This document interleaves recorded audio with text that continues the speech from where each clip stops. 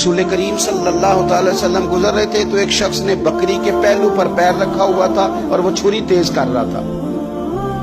یعنی بکری کو اس نے گرایا ہوا ہے, لٹایا ہوا ہے اور پہلو پر پیر رکھا ہوا ہے اور ساتھ ساتھ وہ چھری تیز کر رہا ہے. تو نبی پاک صلی اللہ تعالی علیہ وسلم نے کیا خوبصورت بات ارشاد فرمائی. حضور علیہ الصلوۃ والسلام فرمانے لگے, تم اسے 2 موتیں دینا چاہتے ہو, دوہری تکلیف میں گویا تم مبتلا کرنا چاہتے ہو, اس کے سامنے ہی تم چھریاں تیز کر رہے.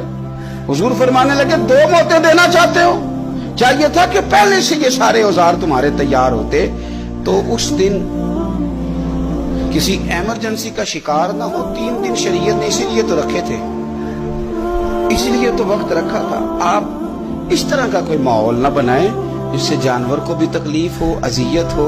میں نے کہا کہ میرے کریم فرماتے ہیں رب نے ہر چیز پر احسان کرنا فرض کیا. اچھے طریقے سے ذبح کریں, چھری کو تیز کریں.